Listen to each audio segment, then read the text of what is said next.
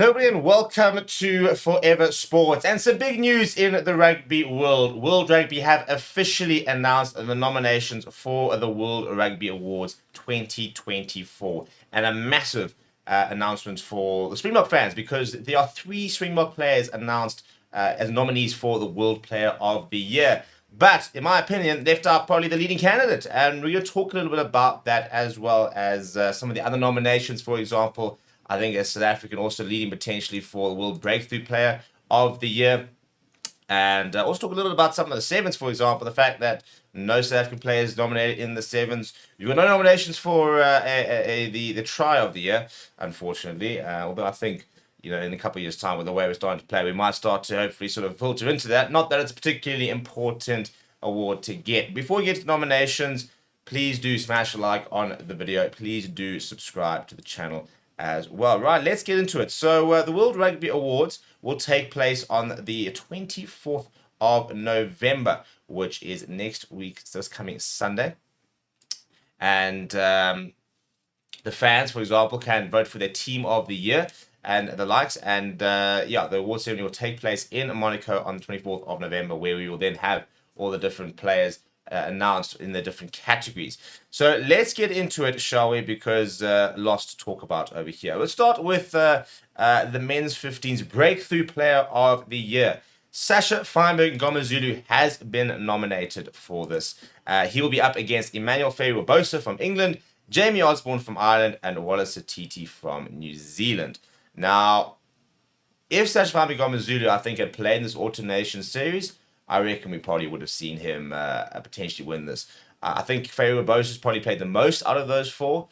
I think that Wallace Atiti right now, from a recency bias point of view, will probably be leading the race in terms of coming good towards the end of the Rugby Championship, having a pretty good Autumn Nation series now. And it's amazing how recency bias often plays a really big part in terms of, when you're making these awards, you think, oh, like right now, the name on top of my head is Wallace Atiti. But I think Sasha Feinberg Ngomazulu stands a chance. Did start against New Zealand, and that itself, and guiding to the box to a win against New Zealand, for example, is going to be quite interesting. I mean, if we, for example, if we look at a year ago, Molly Liebach could have been nominated for the Breakthrough Player of the Year. So that's actually 2 Springbok halves in 2 years that have received nominations for that.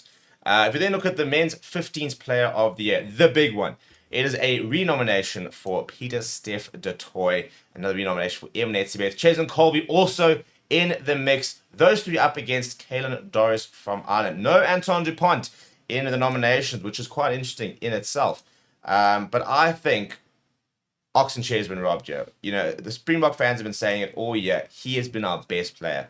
And once again, we are seeing, the bias in terms of the type of positions. 2 flanks always in the nominations, and a wings always in the nominations. And then Eamon Etzebeth. So locks actually quite often win this award. Brodie Retallick's won this. So it is a position where, especially in the enforcers, for example, they are often in the mix. So look, you got to be so chuffed for Eamon Etzebeth, Pieter-Steph du Toit, Cheslin Colby. Cheslin Colby is a freak of nature, really. What he does, what he produces, a player of his size in his position, his all-around skill set. I don't think there's a pound for pound better player in the world. Pieter-Steph du Toit has been absolutely tremendous this season. So I think that for me is quite a straightforward nomination. Personally, I thought that Oxenchair and Pieter-Steph du Toit were going to be our 2 nominations, and absolutely brutal not to see Oxenchair there. Best loose head scrummager in the world, phenomenal defender, and he's had a phenomenal year. He's probably been one of the catalysts for the Boks success this year. But as usual, props just don't get the plaudits. They don't get the shot. And in fact, we actually did a poll over the weekend. Who would be the Springbok Player of the Year between Pieter-Steph du Toit and Oxenchair. And I think we had almost 1,000 votes, and it was like 51-49 in favor of Pieter-Steph du Toit. But that means that, basically 1 in sort of every 2 people, just about, or every 2.5 people, let's say, reckon that Oxenchair has been, more important to the Boks than Pieter-Steph du Toit has. So got to be a big story for Oxenchair, because I think he had to be in the mix. Interesting not to see Anton Dupont, but right not to see Anton Dupont, if you ask me. Moved away from 15s to go play in sevens for the a couple of times. So missed, I think it's a Six Nations game or 2. didn't go on the outgoing series to France. So you can't be nominated for playing, 3-4 games.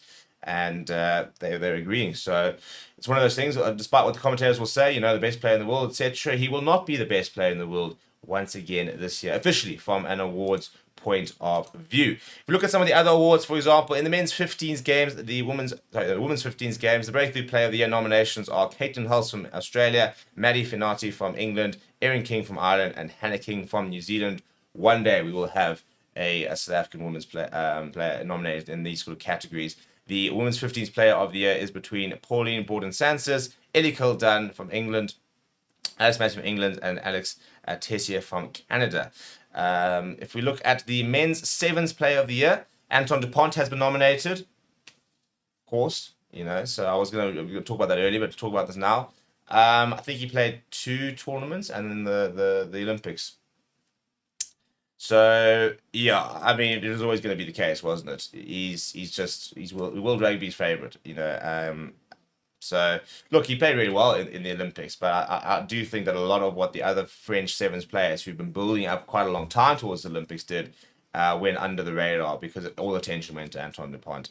But Aaron Grenadier and Canang has been nominated as well from France, and then Terry Kennedy from Ireland has been nominated. No South African players, no real surprise really.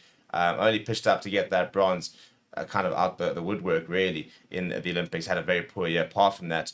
The Women's Sevens Players of the Year for that is Michaela Blade from New Zealand, Madison Levy from Australia, and Georgia Miller from New Zealand. And there will other categories that will be announced will be the International Rugby Player Special Merit Award. The World Rugby Coach of the Year has to be Rassie Erasmus. He's only lost 2 games the entire year. The other options will be between him and probably Andy Farrell, who, to be fair, won a Grand Slam, and then beat the Springboks, but I think that loss to New Zealand might be sort of the difference, really, because you've got Rassie Erasmus, who's won the Rugby Championship, beaten Ireland as well, and won 2 out of 2 so far in this, and potentially going 3 out of 3. There'll be a World Rugby Women's 15s Dream Team of the Year, a Men's 15s Dream Team of the Year, which you can vote for. We'll put that that link in the description. There's also going to be a Sevens Dream Team of the Year for men and women as well. In terms of the tries of the year for the men's, it is Nolan Nagaric, France versus England, James Lowe, Ireland versus England, Lorenzo Pani from Italy versus Wales. That was a very cool try. And Akaki Tabasadze, that's between Georgia and Australia. That was a phenomenal full length of the try, a field try, especially from Georgia. It was so cool to watch. I remember doing the watch along at the time. Let me know what you think though of the nominations down in the comments below. Please do smash a like on the video. Please do subscribe to the channel as well. Thank you very much for watching. My name is Steve. I'll chat to you soon.